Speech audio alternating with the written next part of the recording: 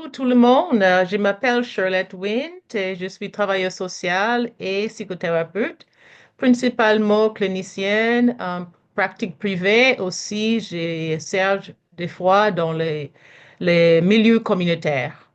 Je suis ravie d'être ici avec vous ce matin, de souhaiter bienvenue et aussi d'écouter la présentation de Dr. Valérie Chomba. Donc, cette séminaire qui touche la sensibilisation de la culture en santé mentale. Avant qu'on commence, Dr. Jarvis va présenter déjà quelque chose qui est déjà enregistré par rapport tous les magnifiques réussites et l'intérêt de Dr. Chumba. Donc, je passe à vous, à Lynn, de faire ça, commencer la vidéo. Oui.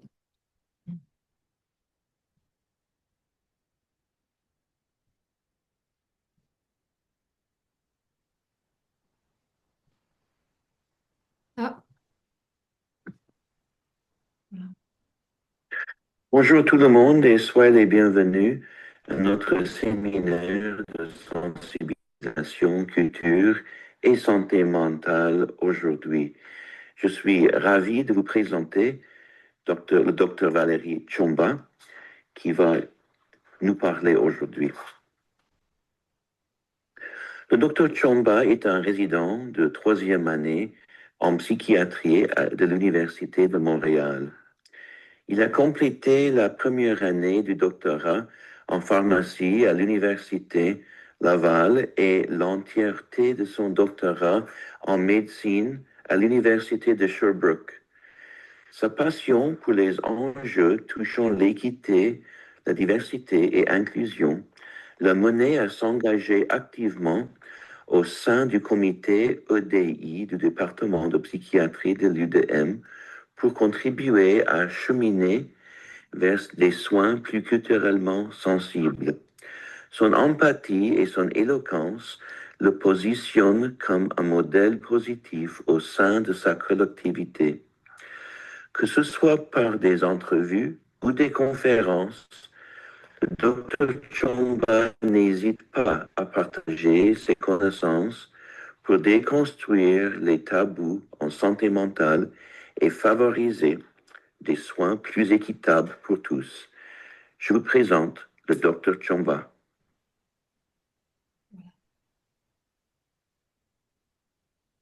Merci pour cette présentation. Je suis content d'être avec vous aujourd'hui. Je vais partager mon écran pour qu'on puisse commencer. Euh, Est-ce que tout le monde voit bien la présentation?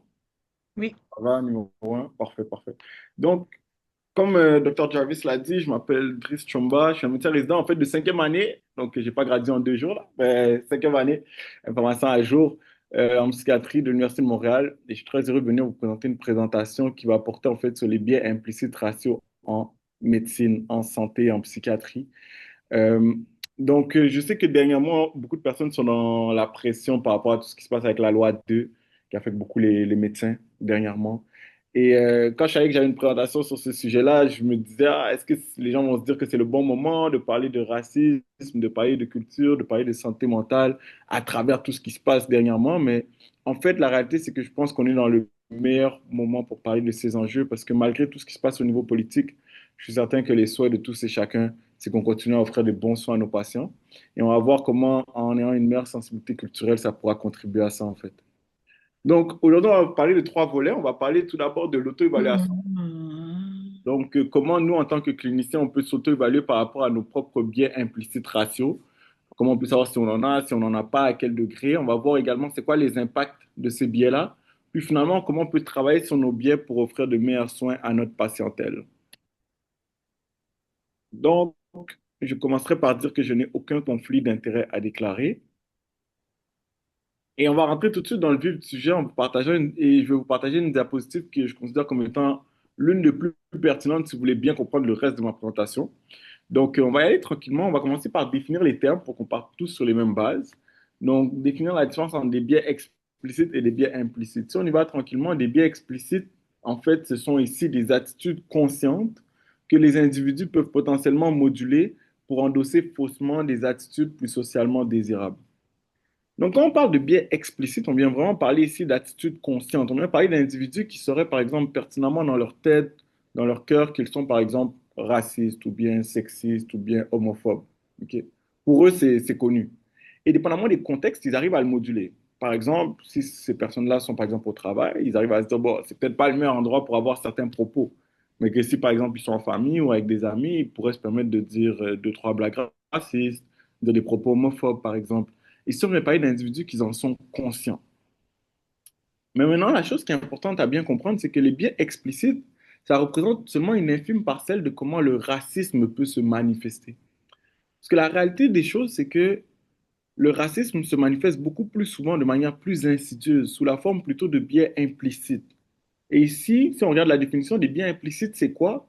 Ici, on vient parler d'attitudes inconscientes, involontaires, pouvant influencer l'affect, le comportement et les processus cognitifs.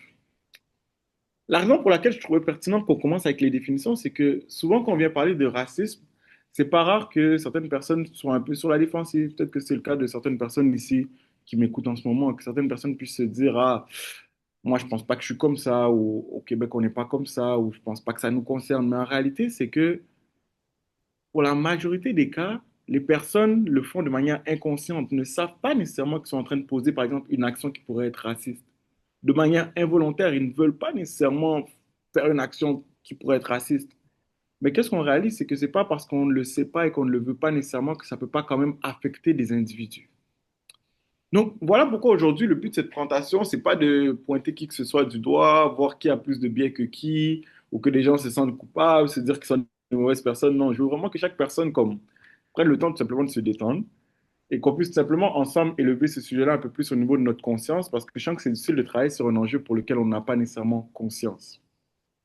Parce que la réalité des choses, c'est que comme la définition le dit, de manière inconsciente et involontaire, des personnes pourraient avoir un non-verbal, un affect qui est sensiblement différent s'ils parlent par exemple à un patient noir comparativement à un patient blanc, ou même des processus cognitifs, des pensées préconçues, des comportements qui peuvent être différents s'ils parlent par exemple à un patient autochtone comparativement à un patient blanc. Donc, c'est ces biais-là qu'on veut s'intéresser aujourd'hui et qu'on veut voir également comment ils peuvent affecter notre pratique et aussi comment on peut les travailler. Donc, ensuite, la prochaine définition, c'est la définition des stéréotypes. Donc, les stéréotypes, c'est quoi? Ici, on vient parler du fait d'associer des traits spécifiques caricaturaux à un groupe social donné. OK? Est-ce qu'il y en a dans la salle qui ont des exemples de stéréotypes qu'ils ont déjà entendus? Vous pouvez juste ouvrir votre micro puis juste lancer des stéréotypes que vous avez déjà entendus. N'importe quel stéréotype que vous avez déjà entendu dans la salle. Je sais pas si- Affirmatif. Mais j'ai pour vous dire que tous les Noirs savent danser, OK, OK. hein, bien habillés, des choses comme ça. OK. Est-ce qu'il y en a d'autres? Ou par exemple, à mon premier jour de job, ma boss me dit, ah, tu viens d'Égypte? Est-ce que ça a coupé? Oh, j'ai pas compris. On dirait que ça a Vous coupé. vous m'entendez là? Oui, là, je vous entends. Ok, ma première journée de job, Mhm, pas ici, mhm.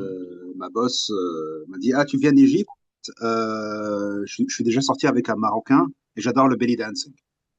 Mhm, mhm. Cringe. Donc, c'est ça, c'est quand on associe des traits spécifiques caricaturaux à un groupe social donné, ou même parfois, il y a aussi des stéréotypes qui peuvent être aussi plus négatifs. Par exemple, les Noirs sont des voleurs, ou les Arabes sont des tricheurs, ou peu importe, il y a aussi beaucoup de stéréotypes qui sont plus négatifs, bien que ça peut nous rendre aussi inconfortable nécessairement d'en parler, par exemple. Donc, les stéréotypes, c'est plus la composante cognitive. Qu'est-ce qu'on peut associer au groupe social? Puis finalement, les préjugés, ici, on vient parler d'attitudes ou d'opinions préconçues, positives ou négatives, associées à un groupe social donné en se basant sur les stéréotypes. Par exemple, quelqu'un pourrait avoir un stéréotype de se dire, par exemple, les autochtones ne sont pas travaillants, sont paresseux. Puis un préjugé que quelqu'un pourrait entretenir qui penserait ce stéréotype-là, ce serait, ah, j'ai l'impression, par exemple, qu'ils profitent du système, ou ah, ça me met en colère quand donc ici, on vient parler plus de la composante plus affective, émotive par rapport aux stéréotypes. Et finalement, ça peut mener à la discrimination qui est plus la composante comportementale. Ça, c'est plus qu'est-ce qu'on en fait. Ça peut mener à l'évitement, ça peut mener à l'exclusion. Mais maintenant, qu'est-ce qu'il faut savoir, c'est que toute cette même ligne-là qu'on a parlé très théoriquement peut se passer de manière très inconsciente et très insidieuse. Et si je vous donne un exemple plus concret, je pense que vous allez pouvoir mieux saisir ce que je suis en train de dire. Si on prend cet exemple-là, si on prend l'exemple du groupe social X, par exemple, qu'on prend l'exemple des Noirs, un stéréotype que vous avez peut-être déjà entendu, c'est que les Noirs seraient plus violents que d'autres personnes, par exemple. Un préjugé qu'une personne pourrait avoir par rapport à ça, c'est de se dire que les Noirs sont plus dangereux, qu'on devrait avoir plus peur d'eux, qu'on devrait être plus méfiant par rapport à eux, par exemple. Et ça, comme je disais, ça peut mener à la discrimination, soit l'évitement, soit l'exclusion, par exemple.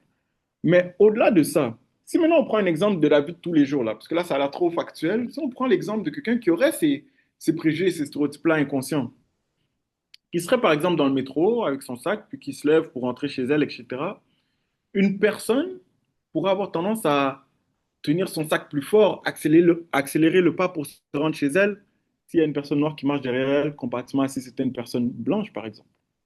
Pas qu'elle aurait peut-être pas marché un peu plus vite, mais parfois notre temps de réaction ou la manière dont on réagit aux situations peuvent être influencés par nos biais. Maintenant, si on prend l'exemple de quelqu'un en figure d'autorité, exemple un policier qui aurait ces mêmes stéréotypes, ces mêmes préjugés de manière inconsciente, de se dire, ouais, non, les Noirs, je pense qu'ils seraient un peu plus violents, un peu plus dangereux, on les a vus dans les médias, etc. Au-delà de l'évitement de l'exclusion, au niveau de la composante comportementale, ça pourrait mener même à d'autres actions. Ça pourrait faire qu'un policier aille un peu plus rapidement vers une arrestation plus musclée à cause de son impression de la dangerosité. Ça pourrait faire qu'un policier appelle directement d'emblée un peu plus de renfort que si c'était une personne blanche en se disant que peut-être la personne serait plus complexe. Ou même malheureusement, un policier pourrait appuyer plus rapidement sur la détente que si c'était un patient, une personne blanche, par exemple. Et c'est tous ces facteurs-là qu'on appelle aujourd'hui le profilage racial qui est encore présent au Québec, en fait. Mais ça, on en parle souvent. Mais ce qu'on parle beaucoup moins, c'est que même des médecins peuvent avoir des biais inconscients. On va beaucoup parler des biais sur la race, mais il y a différents types de biais, on va y revenir un peu plus tard. Mais si un médecin aurait un certain degré de biais inconscient qui serait similaire à ça, de se dire que ouais, non, les personnes noires pourraient être un peu plus violentes. Pas drastiquement plus, mais je me sens moins en sécurité, par exemple. Un médecin pourrait, par exemple, appuyer un peu plus rapidement sur le bouton code blanc si c'est un patient noir comparativement à un patient blanc. Ou même avoir un seuil pour mettre un patient en garde un peu plus bas à cause de son sentiment d'insécurité. Et ça, c'est des éléments également de discrimination qui peuvent être présents dans le réseau de la santé, en fait. Et la phrase qui est la plus importante, c'est la phrase qui est juste en haut, c'est qu'avec le temps, les décisions qui s'appuient sur les biens inconscients s'accumulent et peuvent avoir un effet négatif sur la vie des personnes concernées et nuire à l'équité. Ce que ça veut dire, en fait, c'est que si on est dans un même département et que plusieurs personnes, de manière inconsciente, pas à cause que c'est des mauvaises personnes, mais à cause de la société, comment ils ont grandi, ont certains biais inconscients, ça agit de manière synergique. Et c'est là où on peut voir comment nos biais peuvent contribuer aux disparités raciales qu'on peut voir dans les soins de santé, en fait. Maintenant, il y en a qui peuvent se dire, bon, ok, docteur Chombo, on a compris, les biais ne sont pas conscients, donc il y en a qui en ont, qui ne savent même pas qu'ils en ont. Donc, comment on peut faire finalement pour savoir si on a des biais ou si on n'en a pas, etc., à quel degré? Il y a des outils qui ont été créés en ligne pour évaluer la présence de biais inconscients, ok? Dont le test d'association implicite de Harvard, ou bien TAI. Par curiosité, dans la salle, c'est qui a rempli le test? Qui a pu remplir le test à main levée? Je vois pas toutes les mains, il y a beaucoup de caméras fermées, mais ceux qui ont les caméras ouvertes, je vois les mains. Ok, parfait.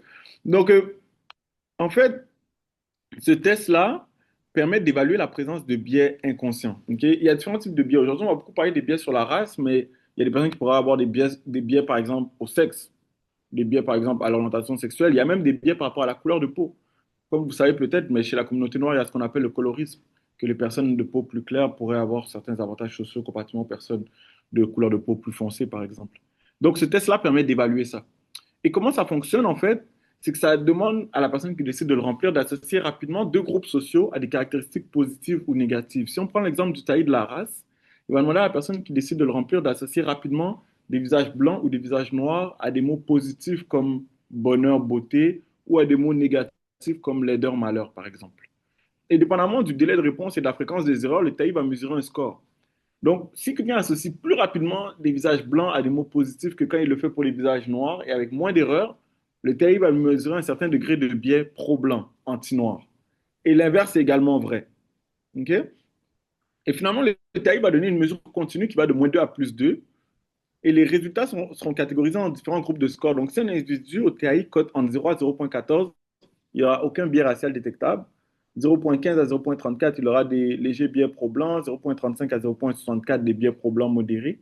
Et s'il cote plus de 0,65, il aura de forts biais pro-blancs. Les mêmes scores, mais du côté négatif, donneraient un certain degré de biais pro-noir.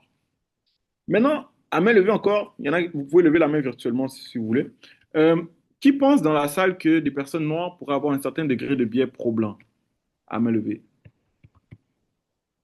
OK. Donc presque tout le monde. Et maintenant, est-ce qu'il y a une ou deux personnes qui auraient comme des hypothèses pour expliquer ça? Pour ex- Est-ce que je peux participer? Oui.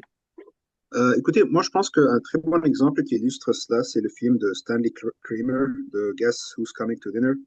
OK. Euh, c'est avec Sidney Poitier, il va épouser une blanche, la Oui. famille elle est réticente, mais la personne qui a été la plus raciste envers lui, c'était la dame de ménage qui est noire, et elle lui a dit clairement, I would not see one of my kind getting above himself. Et, Mhm. euh, et bien sûr, on peut dire, ok, ça c'est un exemple cinématographique, mais je veux dire, moi j'ai pas de personne spécifique en tête que moi j'ai connue, mais j'ai souvent la personne la plus raciste que j'ai connue moi-même envers les Noirs, c'était un Noir lui-même. Il traitait les Noirs de nègres et c'était horrible. Et le truc, c'est que lui, je pense qu'il avait une internalisation de la haine envers les Noirs. Je pense il voulait vraiment être blanc. Et, Mhm. et le mécanisme derrière cela, je pense que c'est l'identification à l'agresseur. Donc lui, il voit le blanc comme étant la force dominante dans cette société. Et donc, if he cannot beat them, join them. So, moi, je pense que dans sa tête, quelque part, il y a eu ce mécanisme de défense-là qui a été articulé progressivement, surtout qui a été adopté par un homme blanc aussi. Et les personnes, c'est sûr qu'il a dû recevoir des commentaires tout au long de sa jeunesse. Mais bien sûr, ça n'excuse pas, bien sûr, son attitude et son racisme envers les Noirs. Mais je pense il y a une identification à l'agresseur. C'est une manière vraiment c'est un peu l'Uncle Tom un peu. Mhm. C'est quelqu'un qui trouve que les Noirs voilà, méritent seulement de vivre dans la servitude et c'est le seul moyen de trouver la félicité. On voit ça avec des... bon, je ne vais pas parler de ça, mais on voit toujours dans des cultures qui sont opprimées par d'autres, des personnes qui viennent de la culture opprimée, qui donnent raison à l'oppresseur. Moi, je viens d'Égypte et j'ai entendu des gens dire ouais, on mérite la colonisation, ça nous a fait énormément de bien. Sans la colonisation, on n'aurait pas existé. Une Mhm. civilisation de 5000 ans n'aurait pas existé sans la colonisation anglaise. Euh, voilà, des propos comme ça. Donc, c'est l'internalisation du post-colonialisme, on va dire. Mhm. Et OK. donc, voilà, c'est Merci trop pour parler. merci pour le commentaire. Je pense que ça va retoucher certains points que je vais emmener. Shirley, rapidement. Oui, je pense que c'est un sujet qui a plusieurs couches. Oui, C'est pas très simple exact. parce que je pense que très souvent c'est une stratégie de survivre. C'est pas Mhm. nécessairement que les personnes noires ou les personnes de couleur, les immigrants est pro-blanc nécessairement. C'est une manière de survivre. Mhm. Et il y a évidemment, comme Monsieur Youssef dit, que parfois il y a des gens qui vont identifier avec le culture dominante. Ça, c'est d'autres choses. Pure et dur, voilà. Ouais. Mais généralement, c'est beaucoup plus complexe comme tel, que juste que les personnes sont associées et à les mêmes valeurs comme les personnes qui oppriment finalement. Merci pour le commentaire. Merci. Je pense que ça va retoucher à ce que je voulais parler justement. En fait, il y a une définition plus claire un peu aussi de ce que Seth nous a dit. En fait, c'est la définition du racisme internalisé. C'est lorsque les membres des populations raciales stigmatisées répondent de manière consciente ou inconsciente aux préjugés et aux stéréotypes en les acceptant comme étant vrais. C'est l'endossement des croyances de la société dominante à propos de leur infériorité. Le point important que je trouve là-dedans, c'est consciente ou inconsciente. Dans l'exemple que Seth disait, on dirait que la personne c'était un peu plus conscient, mais dans la majorité des cas, des personnes noires qui auraient un certain degré de biais pro-blanc, souvent c'est très inconscient. Ils n'en sont même pas conscients eux-mêmes. Okay? Dans la majorité des cas. Et ça passe par plusieurs exemples qu'il y a dans la société. Si je vous donne certains exemples vécus ou que j'ai déjà entendus, c'est pas rare déjà que quand tu es une personne noire, tes parents t'aient déjà dit qu'il faut que tu travailles 3 fois, 4 fois plus que les autres, qu'il faut que tu mettes plus d'efforts, qu'il faut que tu te dépasses, qu'il faut que tu excelles, etc. Que si tu arrives à une entrevue, que tu as un CV similaire à quelqu'un d'autre, si tu n'es pas un peu meilleur, on risque de prendre l'autre personne, même peut-être à cause de ton nom de famille, etc. Donc, tranquillement, un enfant qui grandit toujours là-dedans peut se dire, mais pourquoi on doit toujours travailler 3 fois, 4 fois plus? Est-ce que c'est qu'on est moins intelligent? C'est quoi qui se passe? Pourquoi on doit toujours mettre plus d'efforts que les autres? Mais bon, ça, c'est de manière inconsciente. Il ne s'en rend pas nécessairement compte, mais ça peut jouer déjà. Après, peut-être qu'une personne peut arriver, ça me rappelle une fois, j'étais rentré dans une classe au cégep, à peine si on connaissait mon nom, puis directement juste en me voyant, c'est, oh, viens dans le fond de la classe, on va blaguer, on va rire, ou oh, toi, c'est sûr que tu dois courir vite, ou toi, c'est sûr que tu dois être bon au basket. Mais c'est rare qu'on va voir une personne noire et dire, par exemple, oh, je te verrai en tant que médecin, par exemple. Donc là, tranquillement, il y a des personnes qui peuvent se dire, ah, peut-être qu'il y a certains métiers qui ne sont pas pour nous. Peut-être que ça, c'est seulement pour eux. Peut-être que c'est une classe à part, quoi.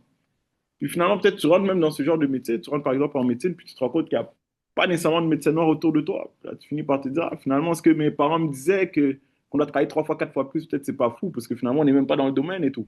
Donc ça renforce beaucoup de biais inconscients, qui fait que inconsciemment, tu peux te dire, ah, peut-être que les Blancs, ils ont plus accès à certains métiers, peut-être qu'ils ont plus accès à certains postes, peut-être que c'est pas pour nous, peut-être qu'on est plus inférieur, mais de manière inconsciente. Ça, c'est au niveau de tout ce qui est la sphère intellectuelle, mais même au niveau des standards de beauté, par exemple. Moi, je me rappelle, quand j'avais fait mon cours d'art plastique ici, il y a quelques années, là, je ne suis pas tellement âgé, mais il y avait ce qu'on appelait les crayons de pastel et il y avait un crayon qu'on appelait le crayon couleur peau, qui était écrit vraiment peau sur le crayon.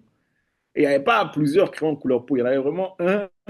Et tout le monde savait que quand on dessinait les personnages, c'était avec ce crayon-là qu'on dessinait. Mais tranquillement, quelqu'un peut se dire, mais pourquoi ma couleur de peau n'est pas... Pas qu'il va y penser consciemment, mais tranquillement, il y a plusieurs éléments dans la société qui peuvent faire que certaines personnes peuvent se dire, ah, peut-être que j'ai moins ma place, peut-être que...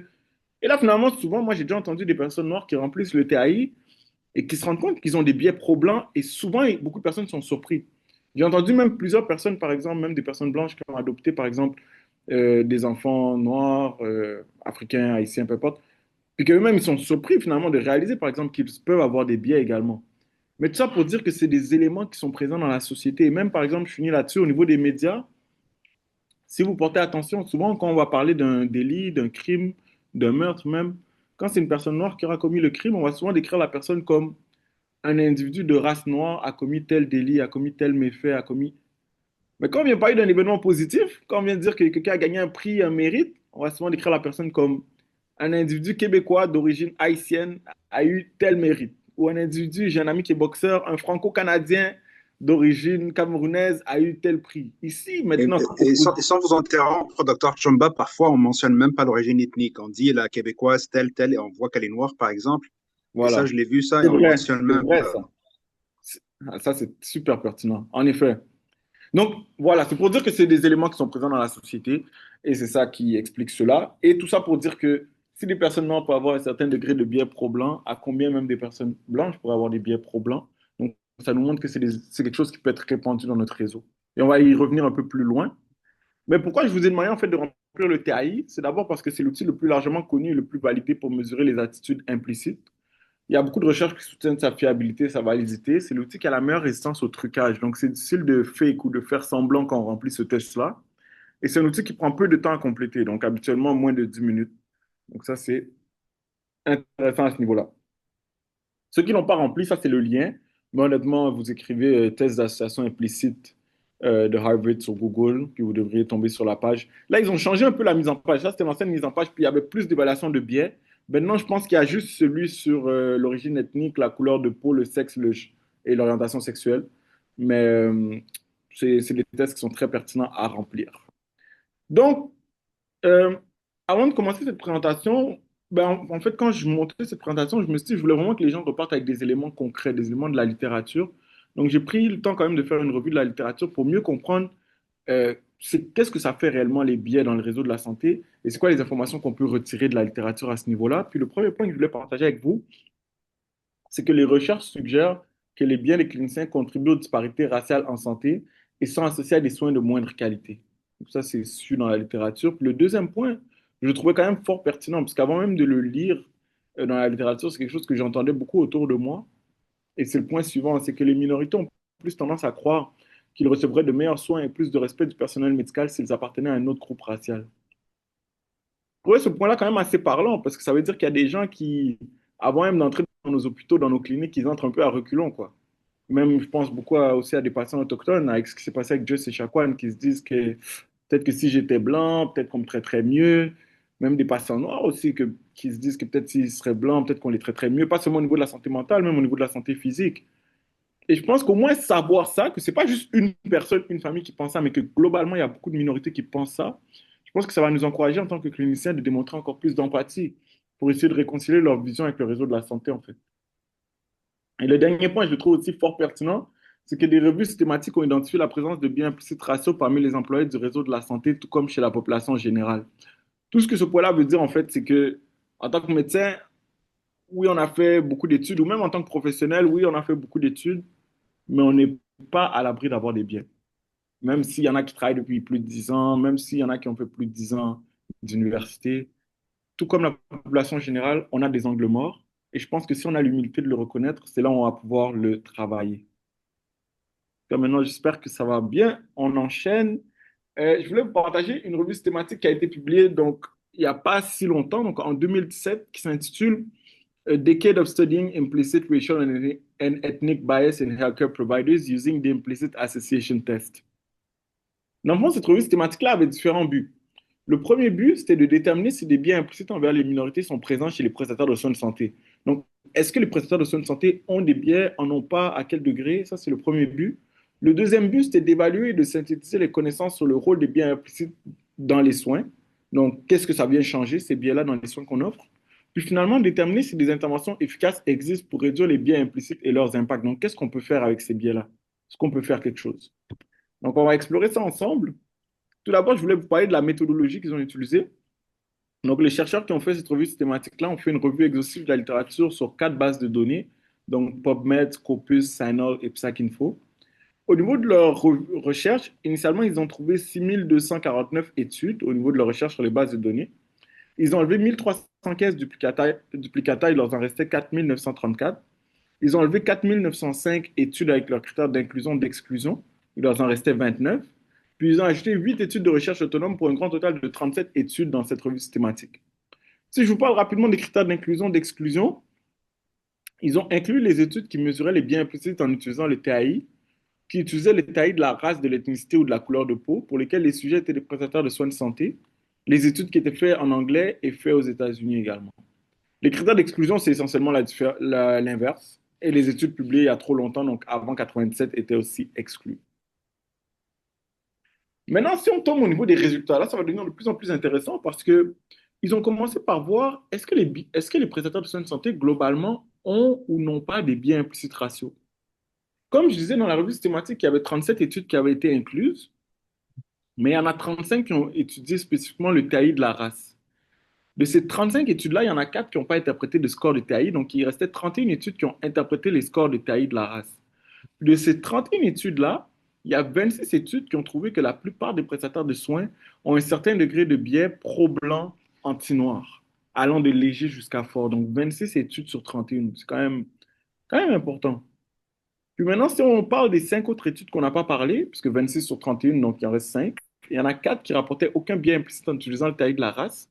C'est un échantillon de 13 à 15 résidents en médecine de famille, principalement des Asiatiques formés à l'étranger, et ils pratiquaient dans une clinique qui desservait majoritairement des patients noirs et hispaniques. Il y avait également une thèse qui rapportait globalement l'absence de biais implicites en utilisant le taille de la race. C'est un échantillon ici de 139 étudiants en médecine, mais principalement des noirs. Mais on notait quand même qu'il y avait de légers biais pro-blancs qui étaient retrouvés chez les étudiants non noirs de cet échantillon-là. Donc en fait, qu'est-ce qu'on voit ici, c'est que avoir des biais inconscients par rapport à la race, je ne parle pas nécessairement des biais explicites, mais vraiment implicites, c'est pas quelque chose qui est nécessairement rare dans notre réseau.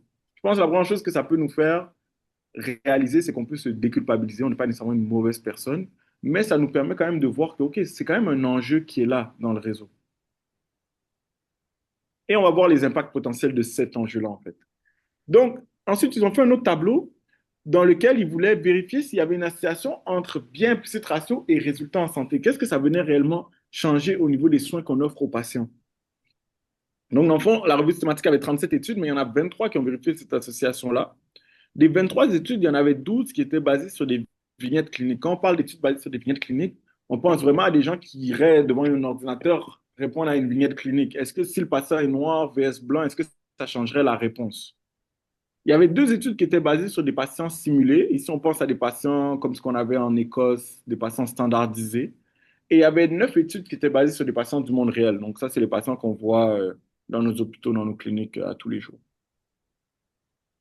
Et si on décortique les résultats, donc il y avait 12 études basées sur des vignettes, comme je vous disais. Donc ça, c'est quand même la grande partie.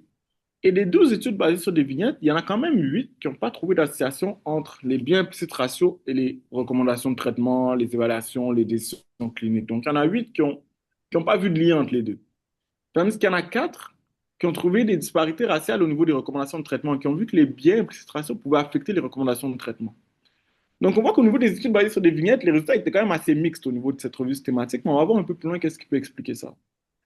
Mais si on regarde maintenant les études basées sur des patients simulés, comme je disais, il y en avait 2. Et les 2 études ont trouvé une association entre les biais implicites des prestataires de soins et des différences raciales dans les expériences patients-prestataires. Qu'est-ce qu'ils ont vu en fait? C'est que les prestataires avec de plus forts biais implicites pro-blancs, quand ils traitaient des patients noirs ou hispaniques, globalement, qu'est-ce que ça a révélé au niveau des patients standardisés? C'est que ces prestataires-là avaient globalement un affect qui était plus négatif, une plus grande dominance verbale, un dialogue qui était plus lent. Ils étaient globalement moins réceptifs au niveau émotionnel et ils présentaient également moins de richesse au niveau du contenu de leur communication. Donc, ça, c'est quand même intéressant parce que ça nous montre que les biais implicites raciaux peuvent affecter l'alliance thérapeutique. Mais si on regarde, qu'est-ce qui nous intéresse encore plus, c'est les patients issus du monde réel. Ok. Il y avait 9 études qui examinaient ça, puis dans ces 9 études-là, il y en a quand même 7 qui ont trouvé une association entre les biais implicites raciaux des prestataires et la communication patient-prestataire. Qu'est-ce qu'ils ont remarqué? C'est que les patients noirs qui étaient traités par des prestataires avec de plus forts biais implicites pro-blancs étaient globalement moins satisfaits des traitements qu'ils avaient reçus. Ils ont remarqué que ces prestataires-là avaient globalement un moins bon traitement interpersonnel, une moins bonne communication de soutien et une moins grande approche centrée sur le patient lorsqu'ils parlaient à des patients noirs comparativement à des patients blancs. Puis les 3 derniers points, je les ai mis en gras parce que je trouvais que ça touchait directement à l'engagement dans les soins. On va les lire tranquillement. Le premier point, c'est que les patients noirs qui étaient traités par des prestataires avec de plus forts biais implicites pro-blancs avaient globalement moins confiance dans les traitements recommandés et ils avaient globalement une plus grande difficulté anticipée à compléter les traitements. Et de leur côté, les prestataires avec de plus forts biais implicites pro-blancs avaient une alliance thérapeutique envisagée diminuée envers les patients noirs comparativement aux patients blancs. Donc ça veut dire que ces prestataires-là, eux-mêmes de base, avaient l'impression qu'ils auraient une moins bonne alliance avec les patients noirs comparativement aux patients blancs à cause des biais qu'ils pourraient avoir. Comme on l'a vu en médecine, le traitement qui sera le plus efficace pour nos patients, c'est le traitement que le patient va décider de prendre. Mais maintenant, si on voit que nos biais inconscients, même si ce n'est pas voulu, peuvent affecter la confiance que des patients peuvent avoir envers les traitements, affecter à quel point ils sentent qu'ils pourraient compléter les traitements, affecter l'alliance thérapeutique, c'est là où on peut voir comment les biais peuvent essentiellement, finalement, contribuer aux disparités raciales dans les soins de santé. Donc, on arrive maintenant à la discussion. Donc, ils ont révélé en fait 3 trouvailles importantes. La première, c'était que la majorité des prestataires de soins ont des biais implicites raciaux contre les Noirs, les Hispaniques et les Autochtones. La majorité. Deuxième point, c'est qu'ils ont vu quand même que les Noirs étaient plus susceptibles de démontrer une absence de biais implicites raciaux comparativement aux Blancs et aux autres minorités. Puis finalement, le dernier point qu'ils ont révélé aussi, c'est que les études basées sur des vrais patients et des patients simulés ont démontré de manière persistante une association entre une augmentation des biais implicites raciaux et de moins bonnes interactions patients-prestataires, comme on en a parlé. Ils ont aussi vu que, au niveau des autres réalisations, que les patients noirs, lorsqu'ils étaient traités par des prestataires avec de plus forts biais implicites pro-blancs, avaient globalement une moins grande confiance envers leur thérapeute, ce qui pouvait mener à une moins bonne adhésion au traitement et même à un moins grand retour aux soins. Donc, ça pourrait même contribuer en fait à l'absentéisme en fait de certains patients. Que les biais pourraient affecter même la quantité de temps que les prestataires prennent à parler par rapport à écouter leurs patients. Puis finalement, même que les biais peuvent affecter les questions des prestataires et l'information obtenue de la part des patients. Si je vous prends certains exemples, des prestataires qui auraient des biais inconscients par rapport à l'origine ethnique pourraient insister sur certaines questions. Exemple, demander à l'externe, pour un patient autochtone par exemple, ah, t'es sûr que tu as bien vérifié la consommation? Ben, peut-être pas comme ça, mais comme insister sur certaines questions à cause des biais inconscients qu'on peut avoir. Ou, ah, t'es sûr que tel patient, il n'y a pas Il n'y a pas des antécédents de violence, tu es sûr que tu as bien questionné ça? Et parfois, si des patients ressentent cette insistance par rapport à certaines questions, par rapport à la négligence, par rapport à...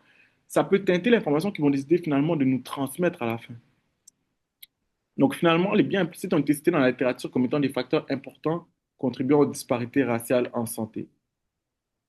Maintenant, aucune étude est parfaite, donc je voulais quand même vous parler des limitations de cette revue systématique-là.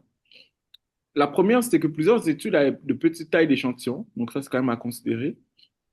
Ils ont utilisé un échantillonnage qui était plutôt de convenance. Donc qu'est-ce que ça veut dire? C'est que personne n'a été tordu le bras pour participer à la revue systématique. Donc ça veut dire que peut-être qu'il y en a qui ne voulaient pas participer, peut-être qu'il y en a qui se disaient qu'ils auraient de forts biais problèmes, ils ne voulaient pas participer, ou peut-être qu'il y en a qui avaient peur qu'il y ait un manque de confidentialité dans les résultats. Bref, il y a plusieurs raisons qui peuvent expliquer que les gens n'auraient peut-être pas voulu participer. Donc ça aussi, ça peut impacter les résultats dans cette revue-là. Les recherches étaient limitées sur les biais contre les hispaniques et les autochtones, puis il n'y avait aucune étude qui a examiné les biais contre les asiatiques. Les études incluses étaient habituellement limitées à de larges villes métropolitaines, et les études qui n'étaient pas en anglais ou pas basées aux États-Unis étaient également exclues. Maintenant, si on revient un peu sur les études basées sur des vignettes, parce que comme je vous disais, c'était quand même 12 études sur 23, les résultats étaient quand même assez partagés. Qu'est-ce qui peut expliquer ça? Le premier point, c'est que les études basées sur des vignettes n'évaluent pas l'interaction patient-prestataire. Si tu réponds à une vignette clinique, normalement, là, à part si tu parles à ton ordinateur ou à la vignette, tu n'interagis avec personne. Puis qu'est-ce qu'on voit, c'est que les biais inconscients affectent le plus la relation thérapeutique, comment on interagit avec les gens. Donc ça, c'est moins évalué au niveau des études basées sur des vignettes. Puis le deuxième point qui est surtout fort pertinent pour nous, c'est que les biais implicites sont plus susceptibles d'affecter le comportement en contexte d'augmentation de charges cognitives, de pression, de fatigue ou de temps limité.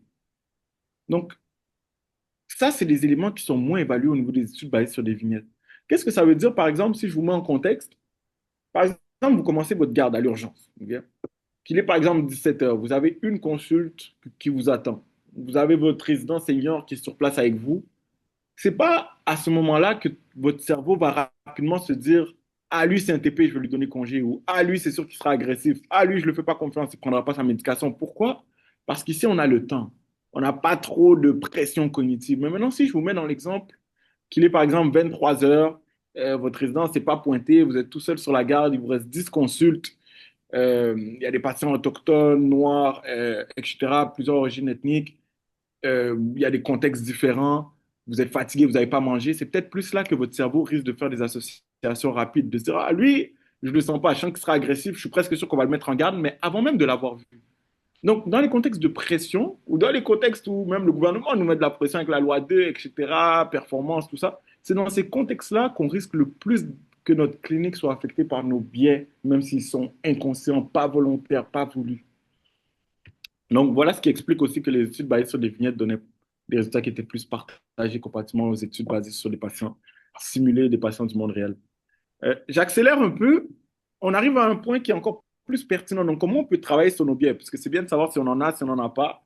Mais le but, c'est qu'on ne reste pas avec, là, qu'on puisse s'améliorer. Donc, il y a un essai clinique qui a été publié en 2022 qui s'intitule A Brief Online Implicit Bias Intervention for School Mental Health Clinicians. En fait, cet essai clinique mettait de l'avant en fait un outil, un projet pilote qui s'appelait l'outil Vibrant, qui était une formation en ligne de 45 minutes qui permettrait aux prestataires de soins de santé mentale en milieu scolaire de travailler sur leurs biais. Il y a 3 des stratégies jugées les plus efficaces selon la littérature pour améliorer nos biais inconscients. Donc, dans 2 diapos, on va parler de ces stratégies-là, mais juste avant, je voulais vous parler des facteurs qui étaient associés à une augmentation des biais implicites raciaux. Le premier facteur, c'était les commentaires négatifs des membres des facultés de médecine à propos des patients noirs. Parce que qu'est-ce qu'on sait en fait, c'est qu'en tant qu'étudiant en médecine, en tant qu'externe, on reçoit beaucoup, on apprend beaucoup de ce que nos résidents et de ce que nos patrons nous transmettent. Mais maintenant, si sur les unités, par exemple, des patrons ou des résidents se permettent de dire, par exemple, oh, tel patient, c'est sûr qu'il sera agressif, ou oh, lui, c'est sûr qu'il ne prendra pas son traitement, ou ah, peut-être qu'il y a un raisonnement derrière, mais si on ne se prend pas le temps d'expliquer ce qu'il y a derrière, ou ah, lui, c'est sûr qu'il ne comprendra rien, ne prend pas beaucoup de temps avec lui. Ou si, dépendamment de comment on explique les choses à nos étudiants, ils peuvent aussi recevoir des informations qui peuvent entretenir leur biais ou même diminuer leur biais. Donc, ce que ça veut dire, en fait, c'est qu'on a un grand rôle à jouer dans la sensibilisation qu'on va faire aux futurs apprenants, en fait. Le deuxième point, on en a beaucoup parlé, mais les stresseurs cognitifs, la charge de patients, l'engorgement des services d'urgence, ça peut également affecter les biais implicites raciaux et comment ils se manifestent dans notre pratique. Pardon? Et finalement, les interventions qui favorisent la diminution des biais implicites raciaux, le premier point, c'est d'intégrer la complétion du TAI au cursus scolaire. Il y a beaucoup de personnes, exemple, qui l'ont jamais rempli. Il y a des gens qui, avant même de faire la présentation, ils l'avaient déjà rempli. Mais je pense que de juste le remplir, c'est déjà une première bonne étape. Parce que ça permet aux gens de constater est-ce qu'ils ont des biais, est-ce qu'ils n'ont pas des biais. Et au moins, quand on en est conscient, on a tendance à faire un peu plus attention que quand on n'en est pas conscient. Donc, même ceux qui ne l'ont pas encore rempli, je vous encourage à le remplir. C'est facilement trouvable en ligne. Le deuxième point, c'est d'encourager les formations aux relations interraciales. Parce que selon une étude, assigner des étudiants à un cours de formation multiculturelle aurait mené à une diminution de 9% dans les biens implicites raciaux comparativement à une classe contrôle. Donc, avoir des formations comme ça, avoir des séminaires comme ce qui est organisé ici, je pense que c'est fort pertinent pour aider à diminuer les biais parmi les prestataires de soins de santé.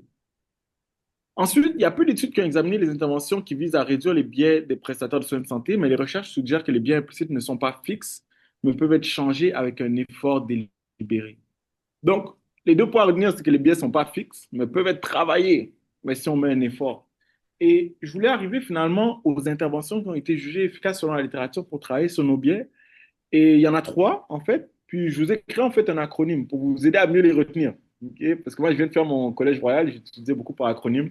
Donc, je vous ai créé un acronyme qui s'appelle l'acronyme PSI.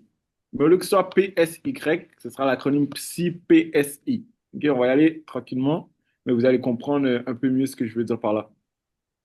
Le premier point, P, c'est d'élargir son point de vue.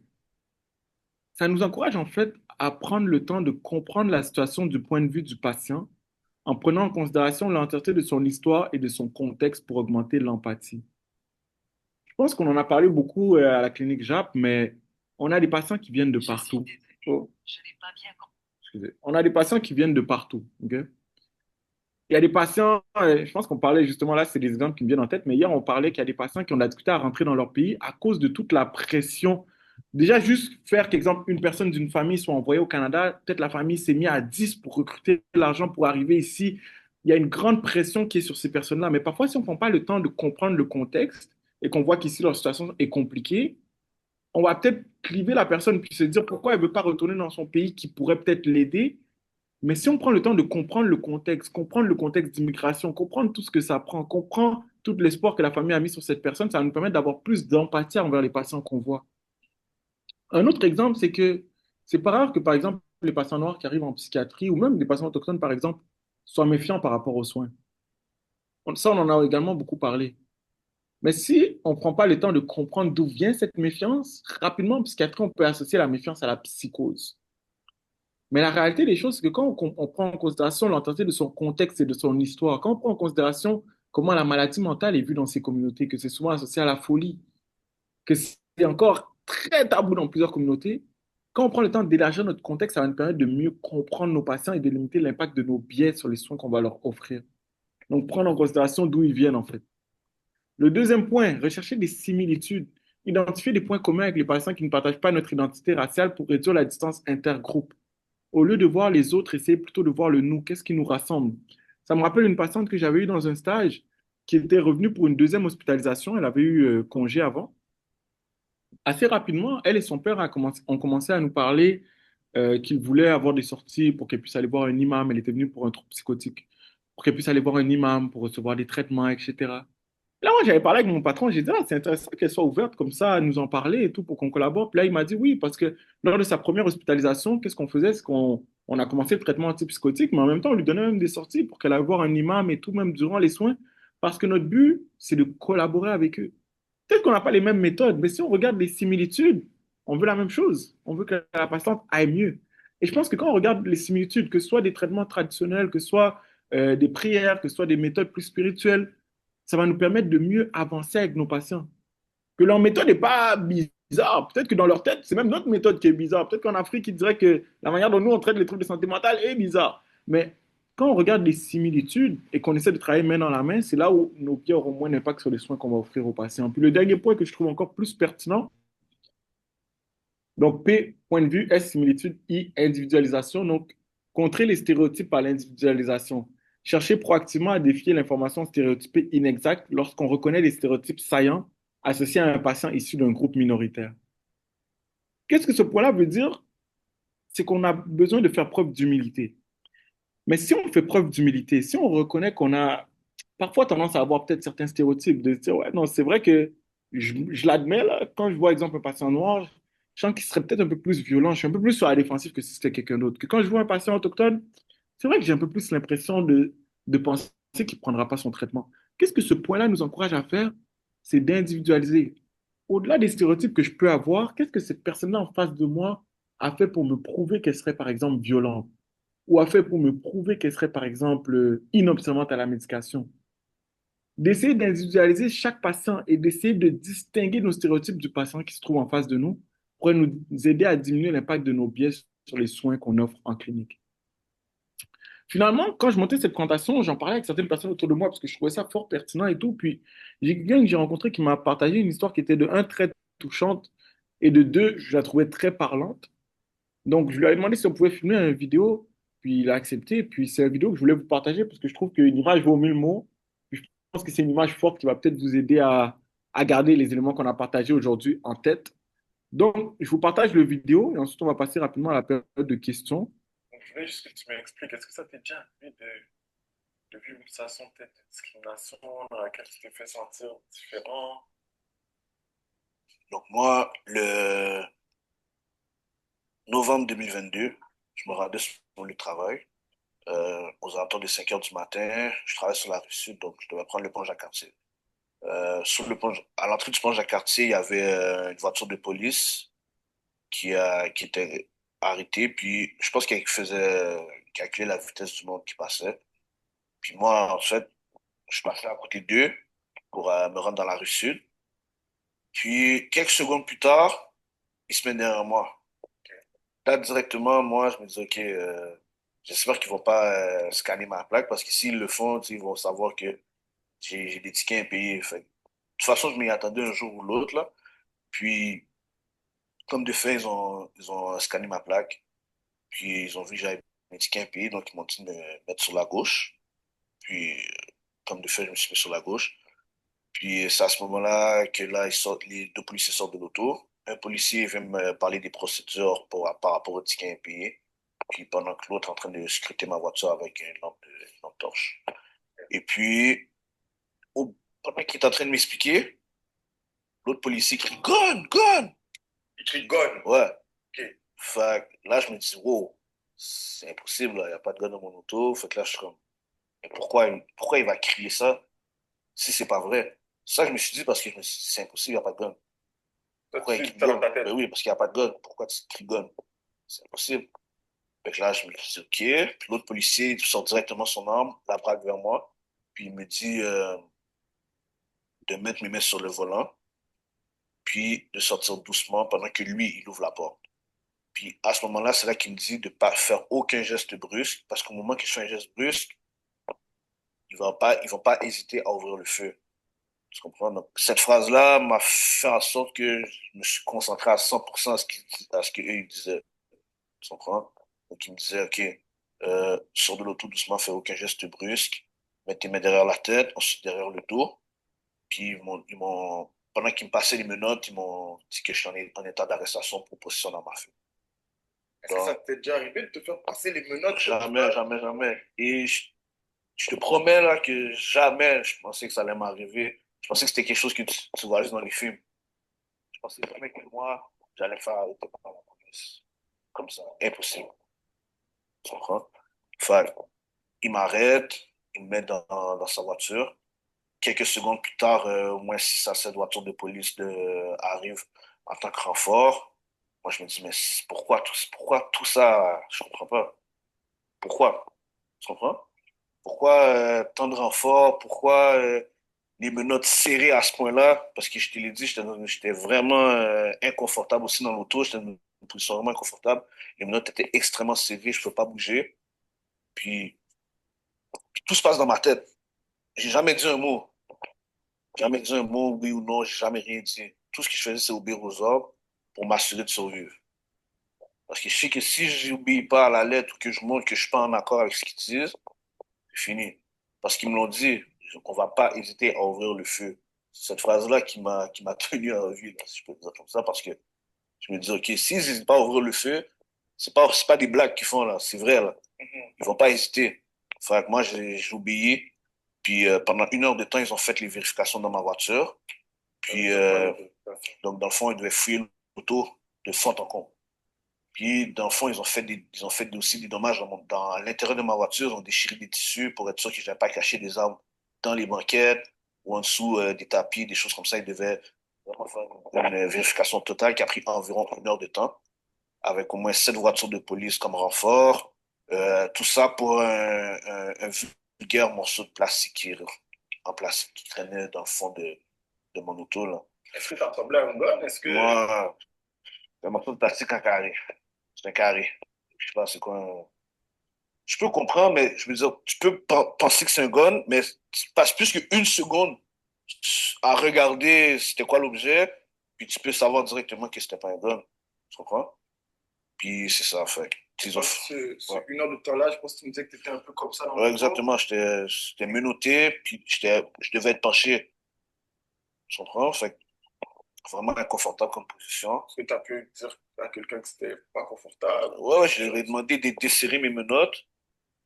Puis ils m'ont dit qu'ils peuvent pas faire ça selon la procédure. C'est impossible qu'ils descendent les menottes. C'est parce qu'ils sont vraiment trop serrés, tu sais. En tout cas, mes mains étaient vraiment. Je commençais à plus les sentir, là.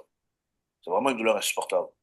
Puis je pensais jamais que ça allait m'arriver. Puis justement, à la fin, ils m'ont dit, bon, tu sais, c'était une erreur dans le fond. Bon, fait que t'es libre de partir. Ils ont fouillé l'auto complet, puis il n'y avait pas d'arme à feu finalement. Fait que j'étais libre de partir. Juste comme ça. Juste comme ça. Puis après ça, ils m'ont dit, moi, tu sais, ils m'ont dit, bon, on peut te ramener au travail où est-ce que tu allais.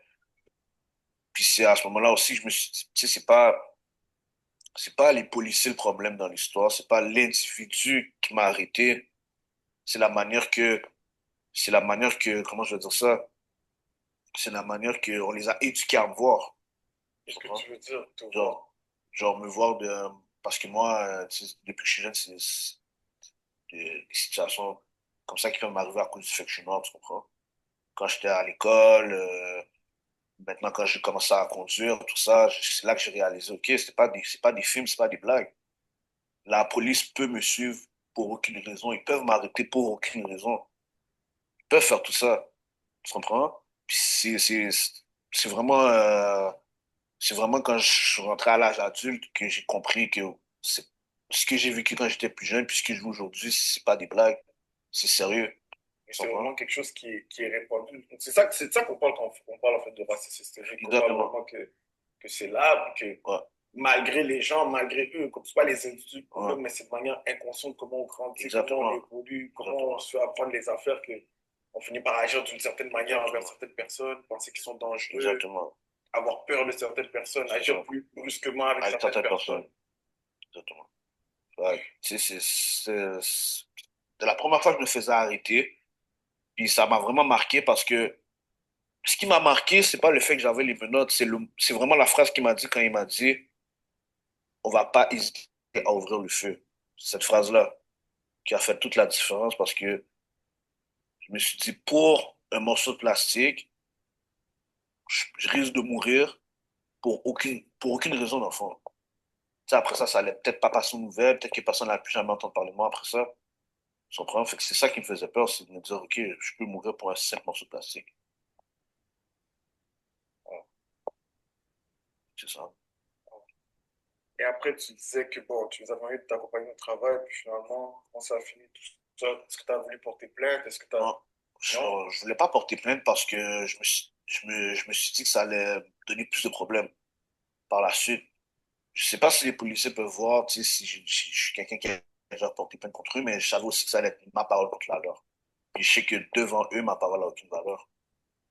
Merci d'avoir pris le temps de nous donner vraiment ton témoignage, parce que dans le fond, le but de tout ça, c'est plus de faire voir un peu à certaines personnes comment c'est d'être différent, d'être noir. C'est quoi un peu les embûches que ça peut créer, surtout quand on est face à des personnes en figure d'autorité.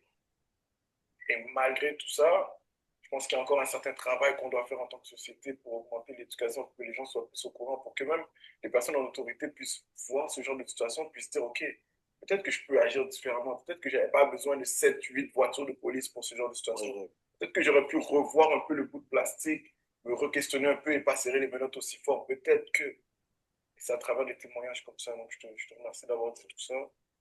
Et, on va essayer d'avancer avec ça. Merci.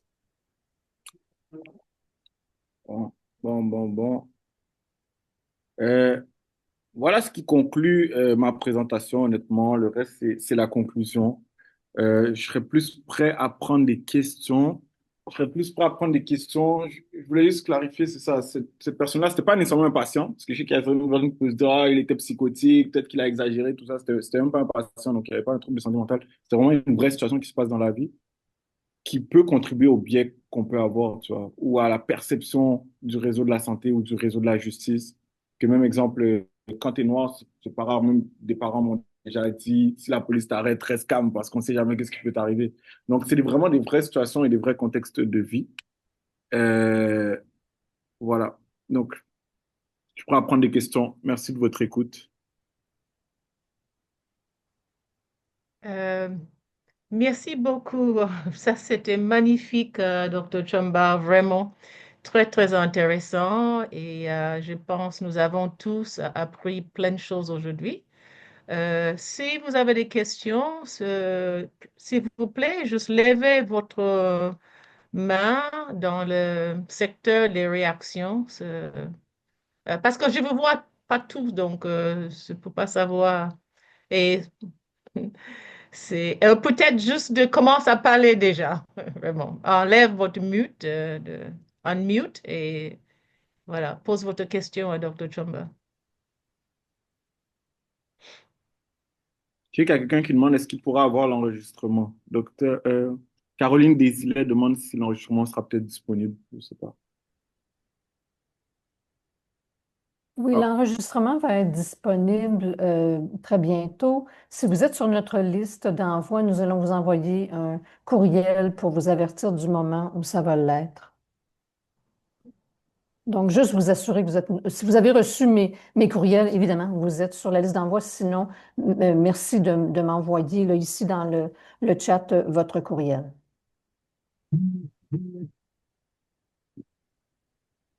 merci beaucoup, Jessica. Est-ce qu'il y a des questions? N'importe quelle question?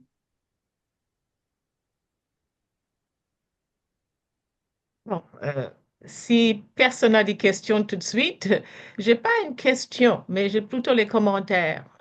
Allez-y. Donc, c'est pas la première fois que, comme beaucoup de Noirs, que j'entends ce genre bon, mettons, les méthodologies et qu'ils utilisaient, peut-être ça c'est différent, mais les discours, c'est pas différent. Donc, c'est quelque chose qui est familier. Et je vais dire, comme vous êtes plusieurs parmi vous, vous êtes des médecins.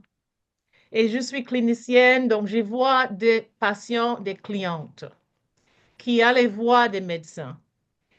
Et je comprends parfois que les médecins peuvent être très fatigués.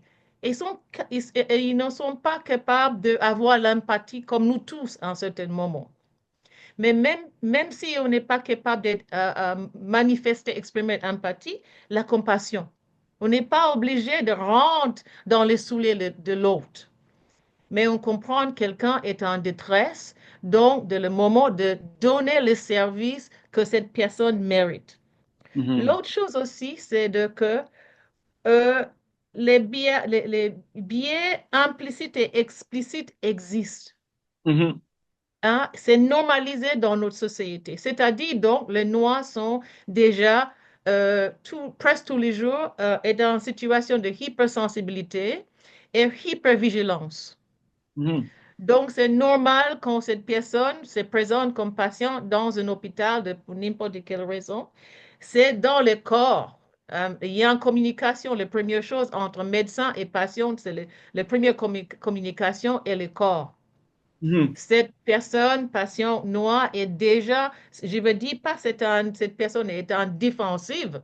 Ils sont en train d'essayer de survivre dans cette situation où ils sont prêts, préparés pour être rejetés, ne pas être écoutés, Mhm. ne pas recevoir un bon traitement. Donc, je dis que si, et les médecins aussi, ils ont une position privilégiée. Mhm. Comme vous parlez de humilité, une position privilégiée. Dans 10, 15 minutes, d'avoir quelqu'un, parce que les patients rentrent dans le monde des médecins, Mhm. mais c'est une opportunité pour les médecins de aussi rentrer dans le monde des patients, dans ce petit moment, et Mhm. profiter de ce petit moment avec humilité et écouter et donner la compassion si l'empathie n'existe pas, n'est pas disponible, on peut dire. Voilà. Merci beaucoup pour le commentaire. Merci, Merci. merci beaucoup. Vanina? Vania. Oui, vous m'entendez? Oui, très Oui. bien. Juste, je voulais vous dire, moi, je suis immigrée et j'ai vécu du racisme en arrivant ici. Je suis médecin, ce qui m'a assez étonnée. Et j'ai eu le droit à des remarques des patients. Une première fois que je rencontre un patient, je suis en santé mentale, il m'a dit, ah, c'est bien parce que vous n'êtes pas noir. Et je lui dis, enfin, je comprenais pas ce qu'il me disait, en fait. Et il me dit, parce que le médecin psychiatre d'avant, il était noir. J'ai dit, et alors? Et en fait, moi, j'ai été très étonnée d'avoir des propos comme ça. Il y a pas très longtemps, il y a un patient que je conduis pour voir l'agente administrative et en fait, il rentre dans le bureau et il recule. Et en fait, je lui dis, bah attendez, elle va vous donner une carte. Et en fait, après, parce ce patient-là m'avait tenu des propos racistes, j'ai compris qu'il se reculait parce que l'agente administrative était noire. Et en fait, j'ai compris à ce moment-là ce que pouvaient vivre des gens qui avaient une couleur de peau différente parce que je l'avais jamais, enfin, j'ai ressenti quelque chose j'étais dans une sorte de sidération parce que je me disais, mais ces gens, ils se plaignent de ne pas avoir de soins, ils ont des soins et là, tout d'un coup, il y a un biais de leur part parce que la personne qui donne le soin, il n'est pas de la couleur qu'ils veulent. Et je me suis dit, mais comment on fait? Enfin, vous voyez ce que je veux dire? Et même, j'ai posé la question, j'ai dit, mais est-ce que nous, en tant que médecins, on peut porter plainte contre les patients qui ont des propos racistes? Parce qu'en tant que médecin, comment on soigne quelqu'un qui est raciste envers vous? Là, c'est un autre biais, vous voyez ce que je veux dire? Il y a le biais du patient qui ressent un racisme de la part du médecin, mais quand on est médecin, et même il y a pas très longtemps, ce patient, il changeait de lieu. Et donc, c'est devait d'autres confrères qui devaient le prendre en charge. Et parmi les confrères, il y avait des gens, il y avait des médecins qui étaient noirs. Et j'ai dit, mais comment je fais passer le message qu'il faut pas que ce soit un médecin noir qui le prenne en charge parce que ça va être horrible pour le médecin de prendre ce patient-là en charge. Et voilà, c'est juste. Et puis, autre chose, moi, je vois ici, suite à ce qui s'est passé pour Joyce et Echaquan, beaucoup de choses qui sont faites pour les patients autochtones. Mais souvent, je leur dis, mais réfléchissez aux patients immigrés. Quand on soigne certains immigrés, il y a des croyances, notamment pour la santé mentale. Ce que vous disiez, moi, dans mon pays d'origine, on savait que les patients y retournaient dans leur pays et qu'ils allaient voir un guérisseur, ils allaient voir quelqu'un de médecine traditionnelle, comme on dit, et qu'il Mhm. fallait savoir ça. Et on faisait un pacte en disant, est-ce que tu es d'accord pour partir avec ton traitement? Et puis si le guérisseur... Et puis au retour, on voit si ce qu'a fait le guérisseur a marché ou pas. Mais c'est vrai qu'on a mis du temps à accepter qu'il y avait des médecines autres qui étaient importantes dans les croyances des gens. D'ailleurs, moi, j'ai souvent demandé ici s'il y avait des praticiens en psychiatrie transculturelle, parce qu'on sait que avec sa culture, on a des croyances, on a des habitudes, et que si on connaît en fait la culture des gens, ça aide à les prendre en charge. Ça aide à faire qu'ils adhèrent au traitement et qu'on est dans les soins. Euh, voilà, c'était juste un témoignage.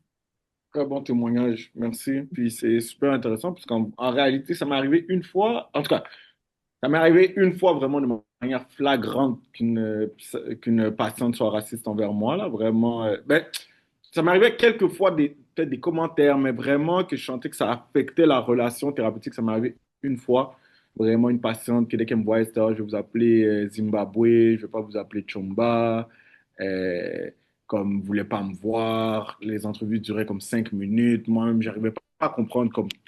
Moi, je pensais que j'avais fait quelque chose de mal, en fait.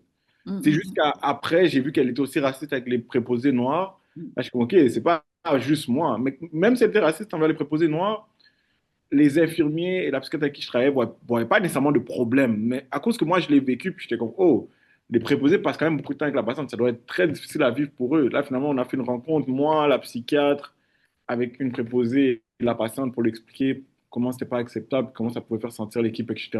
Après, le reste de l'hospitalisation, c'est mieux passé. Mais je pense que si on n'aurait pas adressé, ce serait resté très compliqué. Mais c'est très, très difficile à vivre, en effet. Et c'est pas évident. J'ai pas de solution miracle, malheureusement. Je pense qu'on peut prendre une dernière question. Après, je pense qu'on a dépassé le temps. Safe? On n'entend pas, on n'entend pas. You're- Oui, pardon. En fait, c'était pas vraiment une question. En fait, je voulais peut-être illustrer un peu euh, la question de Dr Santini. On a eu un patient ici qui avait plein de propos conspirationnistes, antisémites. On a plein de médecins juifs. Donc, le truc, c'est que finalement, on a cherché vraiment à le mettre avec un médecin qui est aussi d'origine non blanche, mais c'était l'origine ethnique qui était la moins visée par ce patient.